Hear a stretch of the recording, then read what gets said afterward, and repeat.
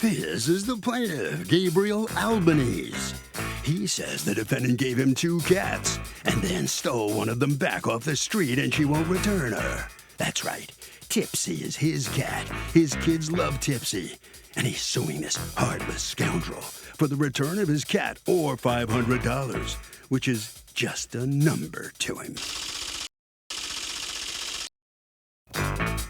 These are the defendants, Barbara Rochelle and Tim Brinson. Barbara claims she didn't steal her own cat. How could she steal her own cat? Tipsy is theirs and always has been.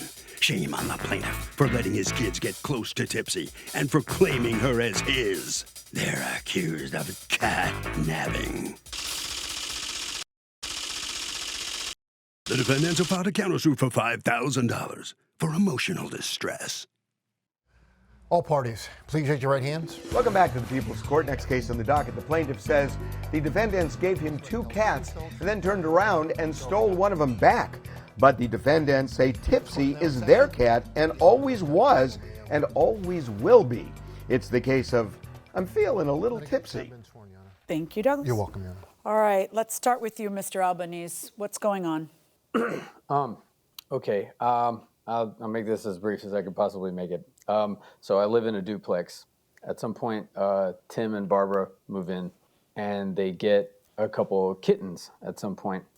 I don't think that's a good idea. It's pretty chaotic over there, but whatever. They eventually get me to cat sit for them. And I go over there, and I'm feeding them and stuff. But it's the first time I'd really been inside their house, and it's really filthy. Their food bowl, the cat's food bowl, Tipsy and Trouble's food bowl, and their litter box are full of roaches would be an understatement, like German cockroaches. And I noticed that the cats have fleas really bad. They're scratching a whole bunch. They're scratching their ears so much that they're sometimes bloody, especially Tipsy. Then the cats we do what we can. We buy ear mite medicine. Who's we?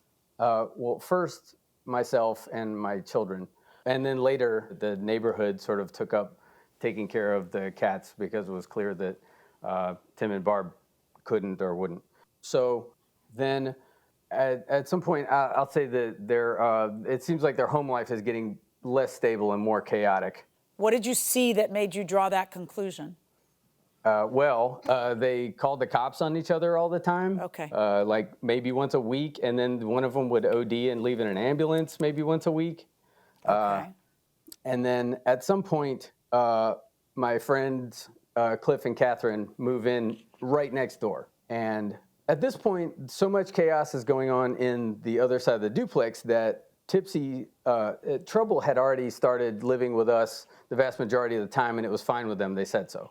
Wait, I'm sorry, backtrack. Trouble started living Yes. with you. How does that happen? That I realize this is probably an outdoor-indoor cat, but you're just Yes. saying Trouble just starts coming around your place a lot more and staying there? Yes. Like, in other words, Yes. you would let Trouble into your home? Yes. And did you do that with Trouble and Tipsy from the beginning? Yes. Okay. All right, go on. And did they know? Okay. Yes. Okay, go on. But it seemed like they always kind of liked Tipsy more. So they eventually gave me Trouble. And Who gave you Trouble? Which one of them? I would say both of them, but Who did for you talk sure, to? I remember Tim explicitly saying that I could just have Trouble, but Okay. both of them said so. Okay.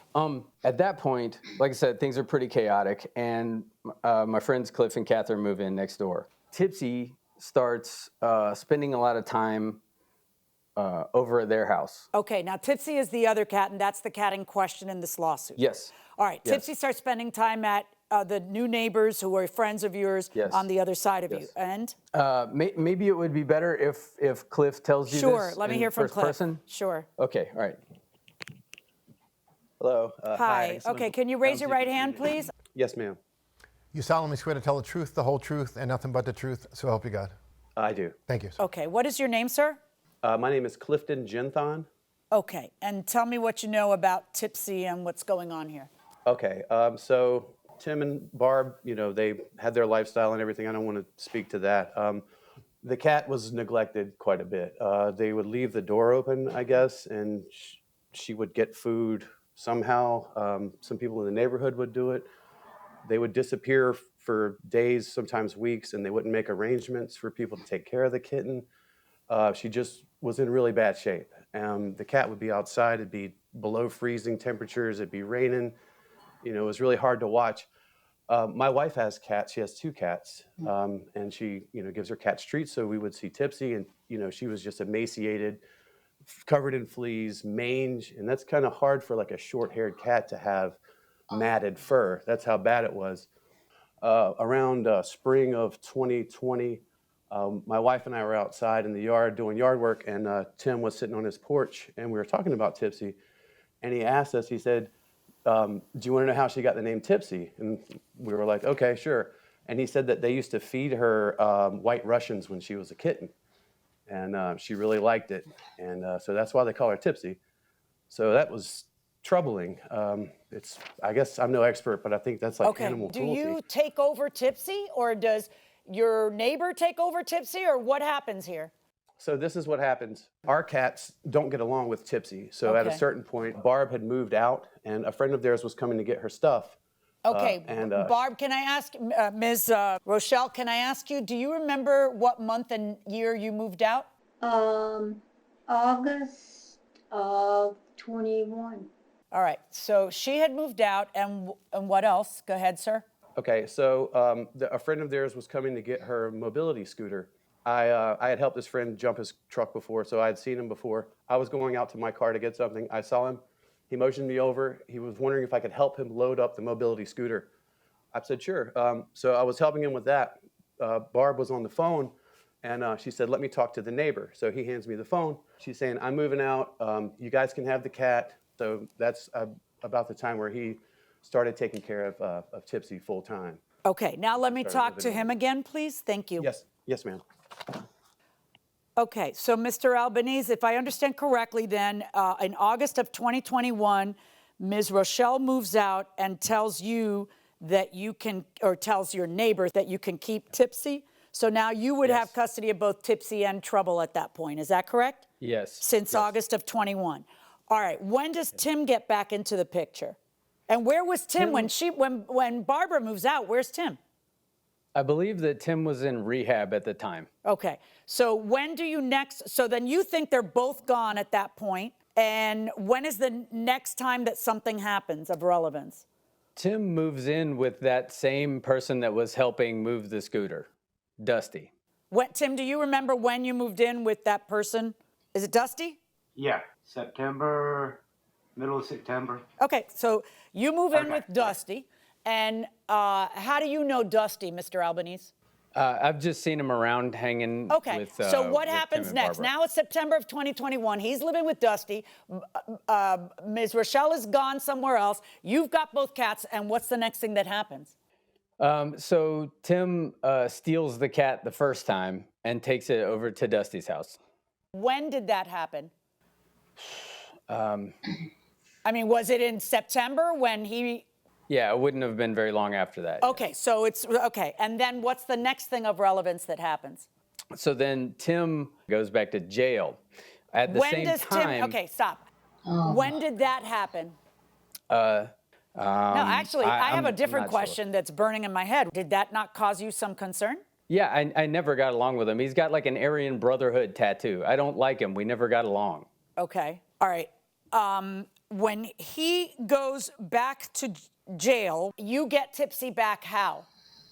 Dusty's son brought me the cat. When?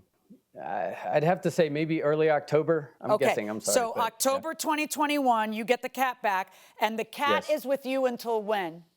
May the 8th of 2022. All right. And what happens on May the 8th? Tipsy doesn't show up for a meal, which is highly unusual. How old are your children, by the way? They're now 14 and 15. Okay. And so we make homemade cat food made out of tilapia fish and all kinds of stuff. And she always shows up on time for a meal. She didn't show up. We were worried. We put out flyers with a $100 reward. We had the entire neighborhood knows this cat and like make sure this cat's okay. So we're like, everybody look for Tipsy. And so everyone's, basically turning everything upside down in their backyard, thinking she might have got stuck somewhere. And we feel really sad. My kids are super sad. We think she's dead. And then I get a text with a picture of Tipsy, and I'm like, my God, someone found her. And then evidently it was Tim and Barbara telling me they had the cat, which they could have just gotten away with taking the cat, but they had to rub it in my face. So now here we are. What was it they were saying? They were like, "Oh, sure is a nice cat," or like. Do you have the texts? I do. Okay, can you read a few of them and tell me so I can get a flavor? Yes. Okay, while you're looking, I'm going to speak to Ms. Rochelle. Ms. Rochelle, when did you and Mr. Brinson get the 2 cats? Oh gosh. Was it Mr. Brinson, do you remember when you got them? Not exactly, ma'am. I think it was somewhere around April or May of 2020. Okay. Somewhere around there, I believe. And is it accurate that you guys gave trouble to Mr. Brinson pretty quickly after that? No, Trouble, both of them were back and forth. Trouble was more interested in staying over there, and we were cool with it. We lived next door to each other. So Right, but I'm not asking whether you let Trouble stay there. I'm saying, did you give Trouble to him? Did you say Trouble's yours? I told him he could keep Trouble if he wanted to. Keep Trouble. That's what I wanted to establish. So now we're talking about Tipsy. And, he describes a situation where the life was pretty chaotic for having pets, that the police were there a lot, that, ambulances were there a lot to take people who had overdosed. I wanted to give you a chance to respond to that. There was a few times where it was a little bit chaotic over there, but we've always made sure we take care of our animals. Well, I got 2 people saying the animals were full of mites, that they weren't spayed and neutered, and that they were emaciated. That's not true? No. Okay. No, ma'am. So now let's talk about Tipsy, all right? Shortly after you move in with Dusty, you get in trouble, correct? Yeah. And that's in what, like October? Yes. So when do you get out of custody after you got in trouble? A month later. All right, so it's November. So in November, you, of course, see that your cat's not there, figure out what Dusty did, and you go over to the old neighborhood and look for your cat, right? No. Yes, ma'am. In November you do that? No, ma'am. No, and you don't do it in December either, right? No, ma'am. I did not know what happened to her. Well, we can all pretty much guess what happened to her, right? She's probably going to go back to the old neighborhood since that's where she's lived for years. Did you ask Dusty, where's my cat? Yes, ma'am. And what did Dusty say? I don't know what happened to her. All right. When do you figure out that the cat went to the old neighborhood?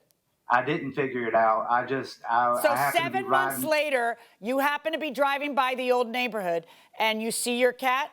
Yes, ma'am. All right. So tell me what you did in 7 months to find your cat. Did you ever put posters out or call the place where, because Cat 101 is they're gonna go to the last place they lived because they don't know the new place. All right. So did you ever contact Mr. Albanese and say, where's the cat? Did the cat go over there? I'm desperately looking for my cat. No, I couldn't talk to him. And I was intimidated to go back to the place anyway because they pretty much run me out. But like on May 8th, you were back there doing what? I had to come to town for something, and I happened to be riding by, and it was like right off the corner. I said, pull by there and see if I see my cat real quick. And sure enough, she's sitting at the bottom of the steps. And then you took her. And where's the cat Yes, now? ma'am. Where's the cat now? Right here with me. Okay. Yes, ma'am. All right. Who did you think was taking care of her all of that time?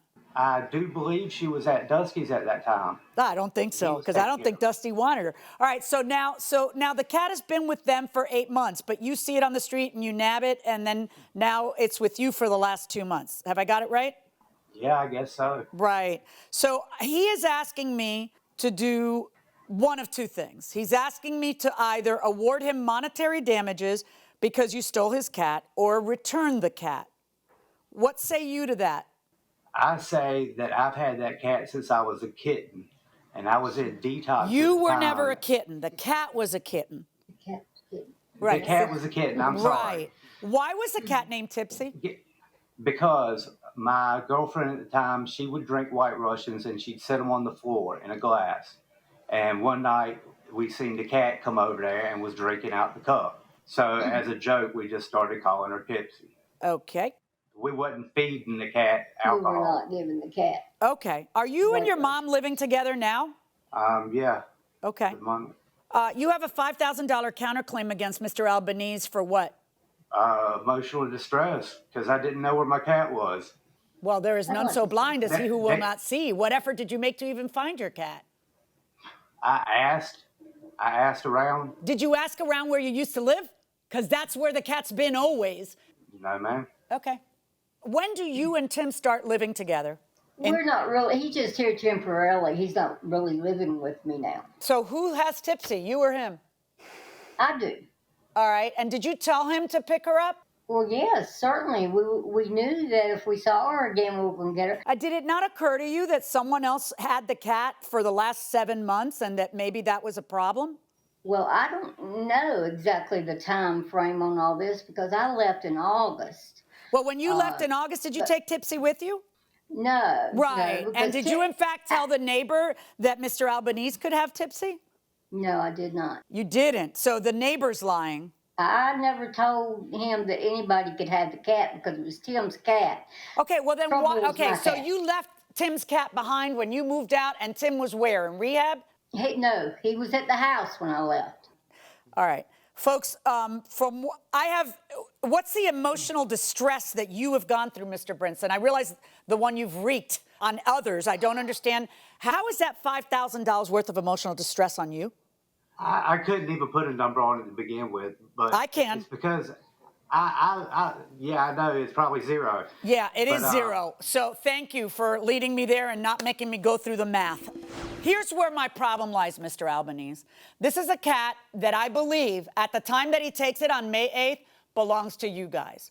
But it's also a cat that has now been there for, another chunk of time. And I'm kind of uncomfortable about the idea of ordering that cat to be brought back to you. Let me hear from you on that topic. Plus, you and I both know it's an outdoor cat, right? Yes. Yeah. All right, so... Well, indoor, outdoor. Indoor, She outdoor. always sleeps inside, yeah. Yeah. I want to say that her sister lives with us and has a great life. It's a quiet street.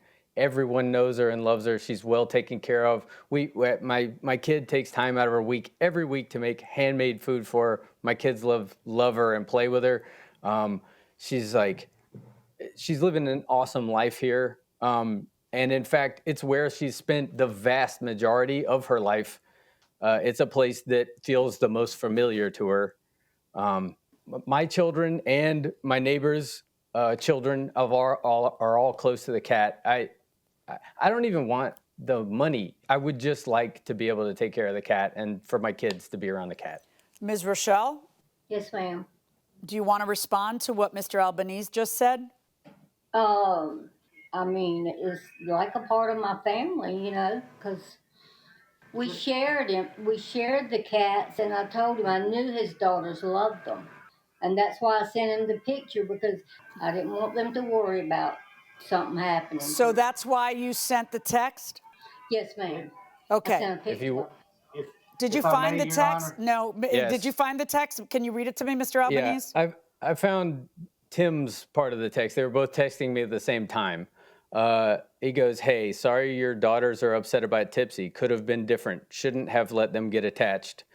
The cat could have been shared if you were decent.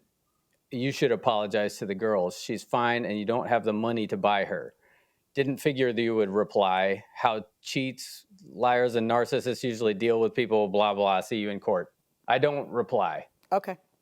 Lots of times in this kind of litigation, the parties think it's my job to decide where the cat has a better home. Mr. Albanese, in my opinion, that cat has a better home with you. Not because you're better than them, but because your kids probably can spend a lot more time with this cat, because the neighbors are also loving on the cat, because the cat's sister or brother, whatever it is, has been, because the cat has lived there all of its life. For all the thousands of reasons that you said, I think that cat would be happier with you. But the happiness of the cat is not my concern. The only concern that I have is who was the owner of the cat, and did someone take your cat? And I find that someone took your cat. I find that at that point, that cat was yours. Now, I have to decide what the remedy is that I'm going to give you, okay? Because there are one of two remedies.